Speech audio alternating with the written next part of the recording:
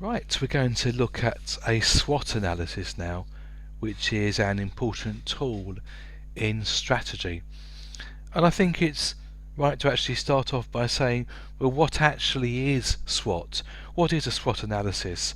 It's probably an expression you've heard of, you may know about it, or you may not.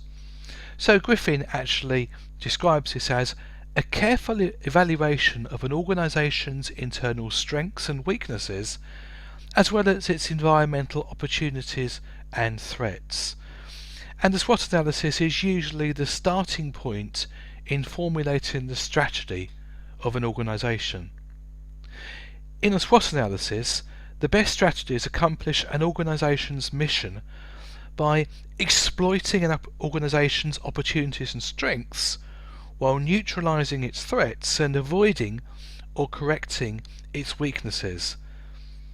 So it's actually looking for the best strategy of exploiting the organisation's opportunities and strengths, neutralising its threats, and avoiding or correcting its weaknesses.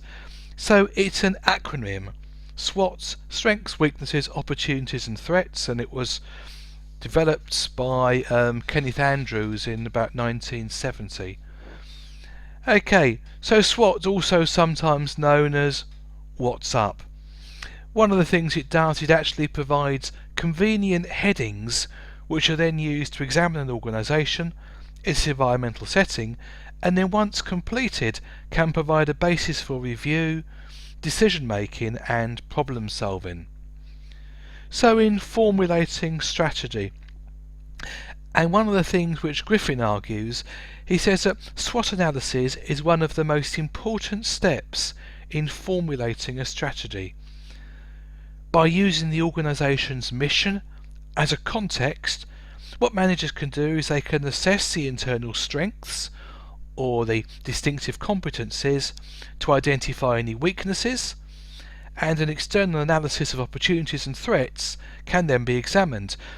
But the whole purpose of carrying this out is to develop good strategies that support the mission and exploit opportunities and strengths and neutralise threats and avoid weaknesses. So if we start off by looking at the strengths and the weaknesses, and these are both things which are internal to the organisation. So on strengths, well, what is an organisation's strength?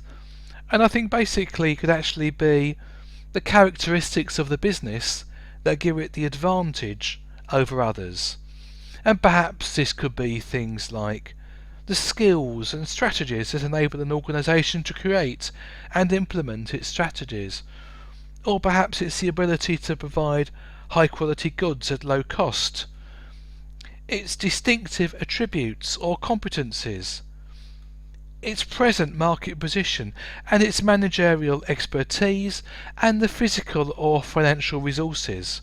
It could be the staffing or the image or the reputation. But say the main purpose of a SWOT, just to clarify this, is to discover an organisation's distinctive competencies so that the organisation can choose and implement strategies that exploit its unique and organisational strength. And Mullins actually goes on to say that by searching out opportunities that match its strengths, the organisation can optimise the effects of this synergy. So if we actually then turn and have a look at weaknesses, well, what are weaknesses? And I think it can be said that they're actually the opposite of strengths. So basically what they are is the skills and capabilities that do not enable an organisation to choose and implement strategies that support its mission. So it's poor reputation, perhaps it's a high level of customer complaints, badly operated services, and poor communication, and this can be both internal in the organisation and external.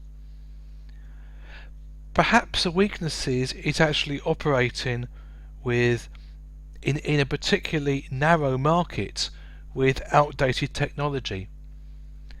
Perhaps it has a high proportion of fixed costs, and actually a bureaucratic structure with far too many managers, or equally has a shortage of key managerial staff.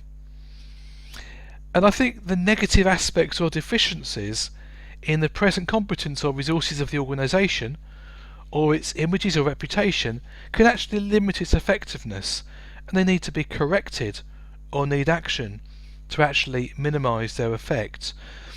And I think one of the issues is that it can actually be very difficult to get organisations to accept they do have a weakness, and that people do not want to admit they don't have the skills or capabilities needed.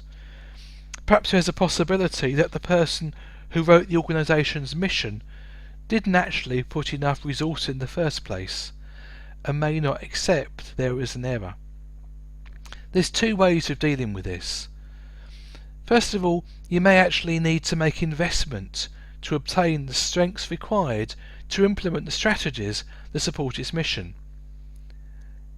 It may need to modify its mission so that it can be accomplished with the skills and capabilities that the organisation already possesses.